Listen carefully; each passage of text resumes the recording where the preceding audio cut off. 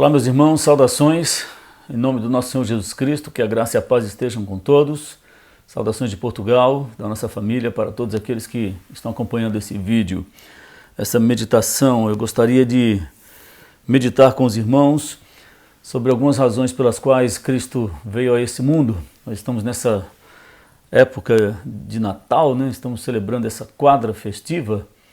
E para nós é uma alegria muito grande, né? Apesar de tudo aquilo que estamos vivendo nesse ano, tudo aquilo que temos passado, mas pela graça de Deus Ele nos permite chegar até aqui e apesar de tudo nós ainda temos motivos, e sempre temos motivos para celebrar a vida, celebrar a sua graça sobre nós, a vitória sobre as lutas, né? Não só as lutas também são boas, fazem parte do nosso crescimento, da nossa vivência. O Senhor tem nos abençoado no meio das lutas, isso nós temos muitos motivos para nos alegrar. E nessa época, então, né, nossa alegria ela aumenta. A celebração do nascimento de Jesus é uma celebração especial, né?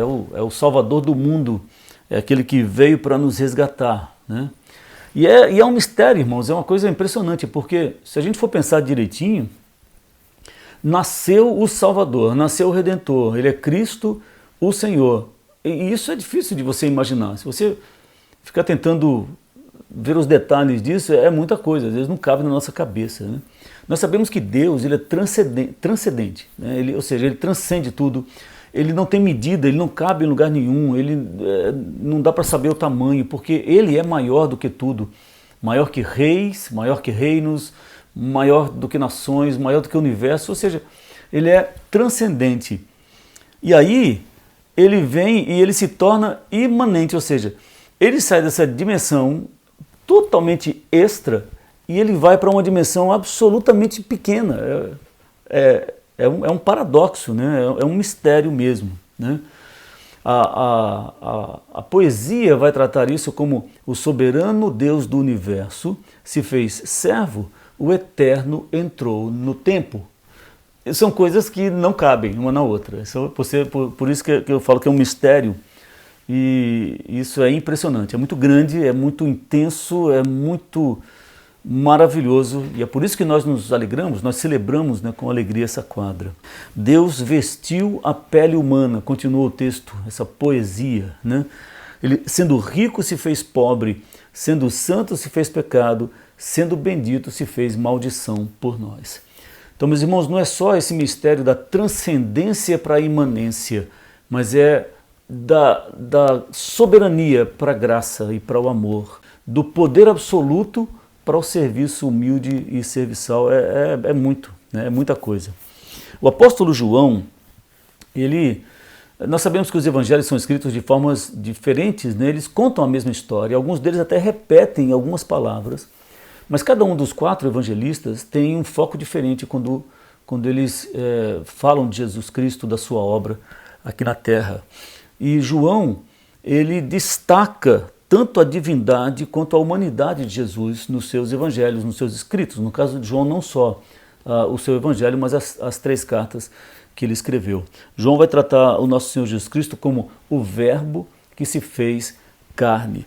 Então, antes de entrar aqui com os irmãos nas razões pelas quais Cristo veio ao mundo, eu queria analisar com vocês, vamos abrir, né, no Evangelho de João, no capítulo 1, de forma bastante rápida, algumas verdades importantes sobre o Verbo de Deus. João gosta desse termo, é um dos que mais usa esse termo, e eu queria tratar com os irmãos pelo menos 3 verdades importantes sobre essa afirmação, o Verbo de Deus. Primeiro são os atributos de Deus que estão incluídos nesta afirmação, o Verbo, né? O apóstolo João, aqui no capítulo 1, no versículo 1, ele já nos apresenta 3 características peculiares, ou seja, só existem no Verbo de Deus. Quando o versículo diz, no princípio era o Verbo, e o Verbo estava com Deus, e o Verbo era Deus. Então, quais são essas 3 características particulares em relação ao Verbo? Primeiro, é que ele é eterno. Quando a palavra diz, no princípio era o Verbo, a palavra princípio aqui, ela tem um significado muito mais abrangente do que somente aquela parte inicial de algum tempo, de alguma jornada, de alguma coisa, de alguma contagem. O princípio aqui era aquele princípio que existia antes de tudo. Ou seja, Quando chegou no princípio, existia uma eternidade antes, como existe, sempre existiu e existirá. Mas o que quer dizer é que não é que ele estava naquele momento da história, ele estava antes daquilo, quando nada existia. Portanto, quando se refere ao verbo de Deus, que no princípio ele já era o verbo, a ideia é que quando tudo começou, o verbo de Deus já existia, né? A segunda pessoa da Trindade existia desde sempre, desde toda a eternidade. Na verdade, ele é o Pai da eternidade. É como Deus, ele é Deus. Então, a primeira coisa importante quando se fala do verbo aqui, nesse primeiro ponto, quando se refere aos atributos dele, é que ele era eterno.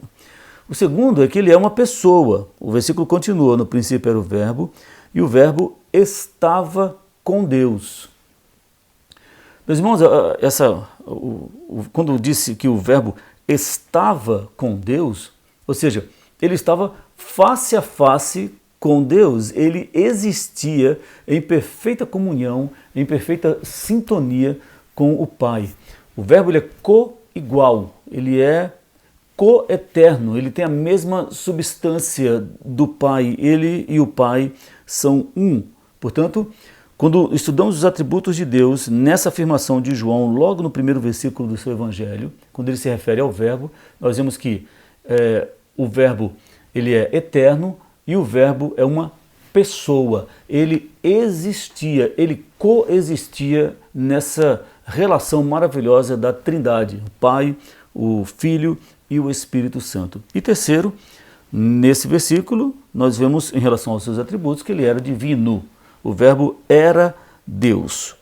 O verbo era Deus, ou seja, ele estava face a face com Deus, ele era uma pessoa divina, ele é Deus, ele era e ele é. O nosso Senhor, ele possui todos os atributos que são necessários para uma divindade e ele realiza as mesmas obras que só Deus pode fazer. Nós vemos no versículo 3, todas as coisas foram feitas por intermédio dele e sem ele nada do que foi feito se fez.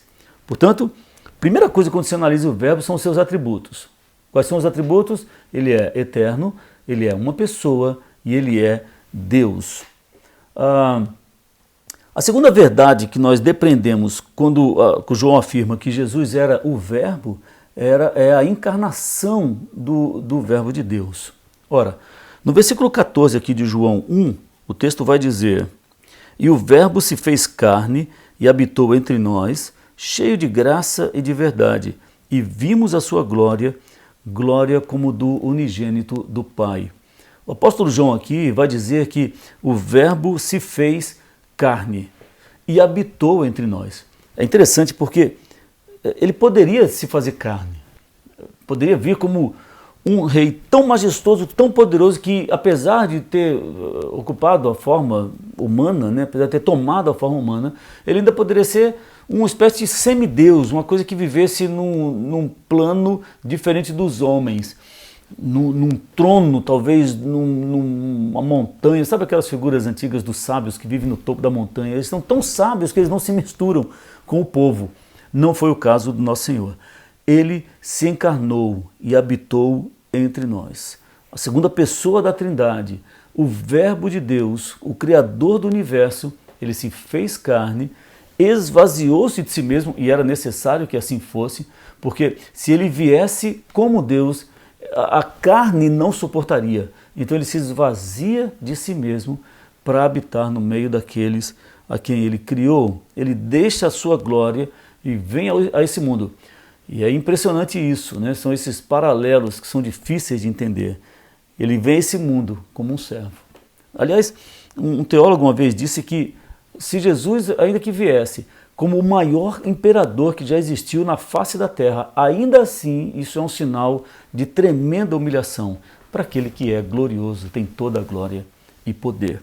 Nós lemos em Filipenses, no capítulo 2, Paulo escrevendo dessa forma: pois ele, subsistindo em forma de Deus, não julgou como usurpação o ser igual a Deus. Antes a si mesmo se esvaziou, assumindo a forma de servo, tornando-se em semelhança de homens, e reconhecido em figura humana, a si mesmo se humilhou, tornando-se obediente até a morte e morte de cruz. O Verbo de Deus, ele armou a sua tenda entre os homens. Isso é maravilhoso, essa construção poética em torno da encarnação do nosso Senhor. Ele habitou entre nós. Ele foi em tudo semelhante a nós, com exceção do pecado. E quando diz que ele foi semelhante a nós em tudo, significa que ele sofreu fome, ele sofreu sede, ele suportou o cansaço, a fadiga, ele gemeu, ele chorou, ele sangrou, ou seja, ele se humilhou até a morte. E não é uma morte digna, uma morte de cruz. O Filho do Altíssimo, concebido pelo Espírito Santo no ventre de uma virgem, nasceu pobre, numa família pobre, numa cidade pobre. Ele nasceu não num berço de ouro, mas sim num berço de palha, né? Ele cresce não num palácio, mas numa carpintaria. Ele viveu não no luxo, mas ele mesmo fala sobre isso, ele não tinha nem onde reclinar a cabeça. Ele escalou não os degraus da glória humana, mas ele desceu às profundezas da humilhação, sendo cuspido pelos homens e pregado numa cruz. Então, quando se analisa assim sobre o Verbo, algumas verdades sobre o Verbo são essas. Primeiro, seus atributos, né? Ele é eterno, ele já existia, ele é Deus. Depois, a encarnação do Verbo. E por fim, sobre o Verbo, nós vemos aqui lendo em João, nós vemos a manifestação do Verbo de Deus. Não só a sua encarnação, mas a sua manifestação. Como eu disse, ele poderia ter vindo numa figura mesclada entre Deus e um homem, ou um semideus, e podia ter se afastado dos homens e ter ficado ali. Mas não, ele se manifesta. Nós vemos isso no versículo 14. E o Verbo se fez carne, habitou entre nós, cheio de graça e de verdade, e vimos a sua glória, glória como do unigênito do Pai. Vimos a sua glória. Ou seja, o Verbo ele se encarna com um propósito, mostrar a glória de Deus, revelar Deus aos homens. E ele pode fazer isso por quê? Porque nele, em Jesus Cristo, habita corporalmente toda a plenitude da divindade. Ele é a expressão exata de Deus. Então, se tinha alguém somente capaz de expressar a glória de Deus, este é o Verbo que se fez carne. Quem vê a Cristo, vê o Pai. Ele mesmo afirmou isso, né? Quem vê a mim, vê ao Pai. Então, a sua encarnação foi um mistério, a sua vida foi um exemplo, a sua morte e o seu sacrifício foram a consumação de nossa vitória, o selo da nossa vitória. E a sua vinda, quando ele vier, essa sim vai ser a consumação de todas as coisas, vai ser o selo final sobre aqueles a quem ele resgatou com o seu sacrifício. Então, Cristo é o centro das Escrituras, Cristo é o centro da igreja, Cristo é o centro da história, Cristo é o centro da eternidade. Ele é tudo em todos. Para Ele, para Cristo, para o Verbo, convergem todas as coisas, tanto no céu quanto na terra. A Bíblia vai dizer que dele, por meio dele e para Ele são todas as coisas. Então Cristo é a nossa vida, é a nossa paz, é a nossa alegria, a razão da nossa alegria, a razão da nossa vida, a razão da nossa esperança. E é por isso, irmãos, que nós nos alegramos tanto nessa época, né? Essa é uma época especial, é uma época de celebração mesmo, é uma época de nos alegrar, né? com o nascimento do nosso Senhor. Pronto, feita essa primeira análise sobre o Verbo, né? Os seus atributos e tudo aquilo que significa o Verbo de Deus que se encarnou entre nós, isso não é tudo, isso é só uma parte do que significa, é impossível chegar a toda a essência do que significa o Verbo de Deus, não cabe na nossa mente, né, na nossa capacidade. Eu gostaria que os irmãos abrissem na primeira carta de João, então. 1 João. Ali, na carta de João, nós vamos ver alguns versículos e eu gostaria de levar o pensamento dos irmãos para 5 razões pelas quais Cristo veio ao mundo. De forma bastante rápida, eu queria meditar com os irmãos nessas 5 razões. Irmãos, Obviamente não são 5 razões que trouxeram Jesus deste mundo, não foram 5 razões que fizeram com que ele se esvaziasse da sua glória e assumisse a forma humana e vivesse entre nós. Tem muito mais razões, né? Há um cântico que diz que são 10.000 razões para adorar o Senhor, e eu diria que nem são 10.000, nem são 10 milhões. Meus irmãos, nós não temos capacidade de mensurar tudo o que significa Emmanuel, Deus conosco. Mas eu queria então, pelo menos nesse tempo devocional, levar o pensamento dos irmãos para 5 dessas razões que a gente consegue tirar aqui do texto de 1 João. A primeira, veja aí 1 João capítulo 3, versículo 5. 1 João 3, 5. O texto vai dizer assim: sabeis também que ele se manifestou para tirar os pecados, e nele não existe pecado. Então a primeira razão que Jesus veio a este mundo é que ele veio para levar sobre si os nossos pecados. Meus irmãos, se ele não viesse, a nossa situação estaria sem resolução, nós estaríamos ainda condenados, porque nós somos pecadores, nascemos em pecado e não há o que fazer, né? Jesus então ele se manifesta, por quê? Porque ele já existia desde a eternidade.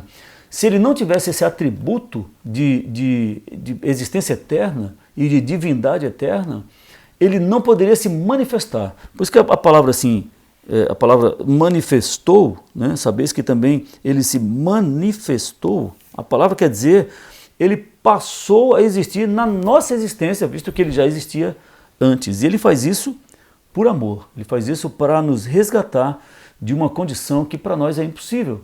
Nós não conseguiríamos retirar de nós o peso do pecado, por isso que o texto diz, ele se manifestou para tirar os pecados. E por quê? Porque nele não existe pecado. É por isso que em toda a existência humana, nunca existiu alguém capaz de fazer o que Jesus Cristo fez por nós na sua vida, exemplo e morte. Só ele era capaz de fazer isso. Nenhuma pessoa que existiu na face da terra foi capaz de fazer o que Jesus Cristo fez. Então a primeira razão, ele veio para levar sobre si os nossos pecados. Segunda, Jesus veio para destruir as obras do diabo.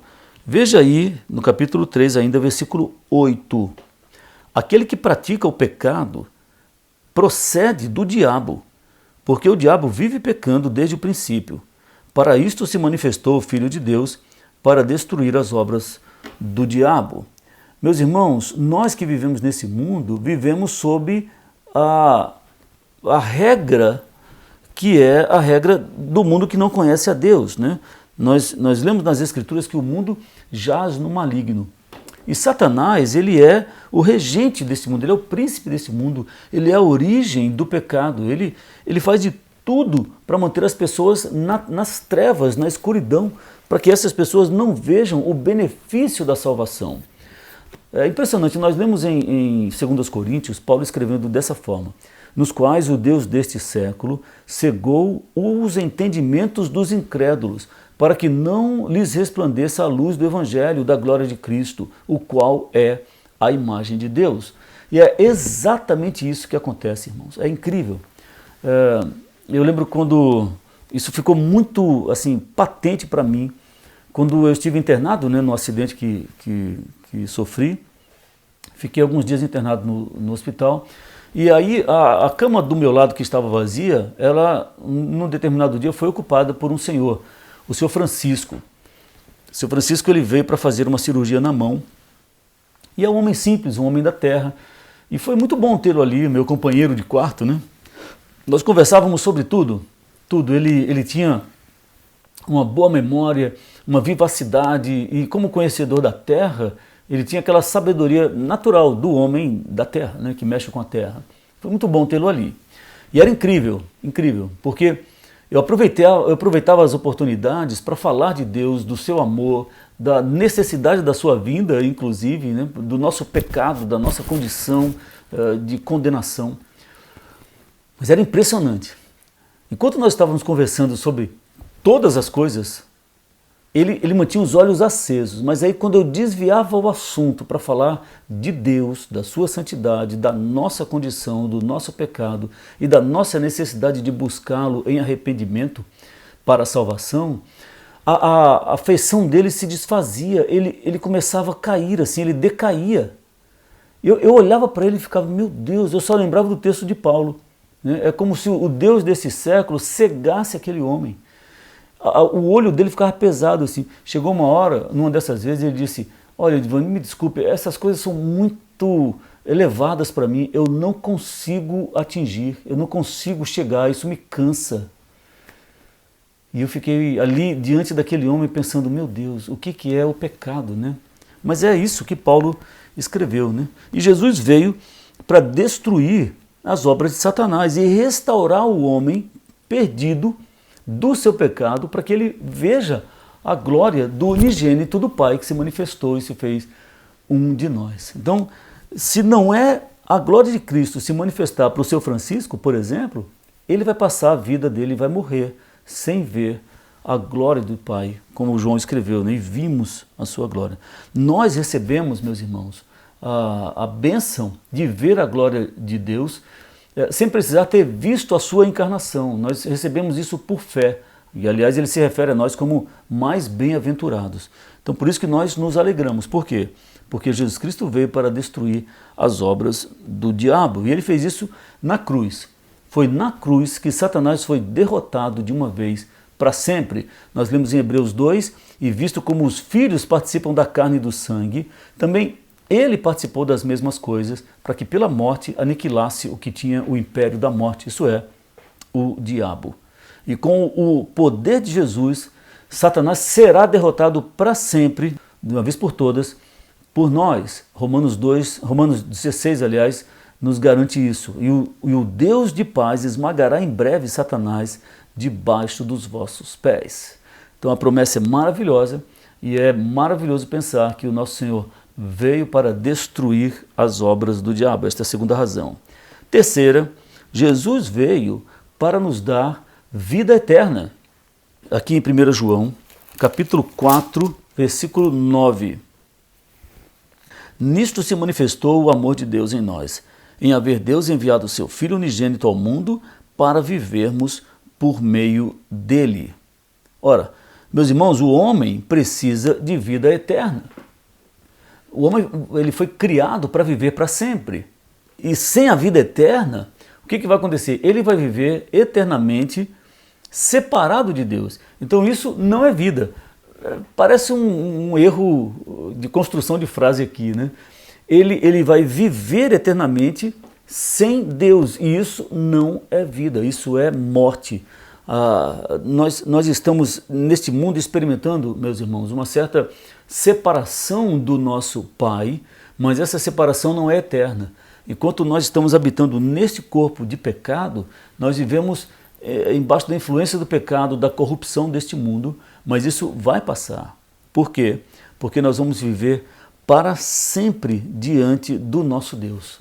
Para nós, que fomos resgatados pelo poder de Jesus Cristo, nosso Senhor, este que se fez carne e habitou entre nós, que nós comemoramos nesses dias de Natal, né, o seu nascimento, ele nos garante a vida eterna.